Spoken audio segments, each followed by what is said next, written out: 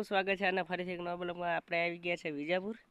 તમે જોઈ શકો છો પેલો વિજાપુર નેશનલ હાઈવે છે। ગાડીઓ જાતી છે બતાશે હમણે। આ ગાડીઓ નીકળી વિજાપુર નેશનલ હાઈવે છે। આપણે વિજાપુર આવી ગયા છે અને બસ આ ચીકુડીને સોયલે બેઠા છે। ચીકુ પણ નાના નાના આયા છે, ઘણું નહીં બતાતો, નાના નાના ચીકુ આયા છે। અને આમાં છે સણા, તમે તો કોઈ દી જોયા નહીં હોય।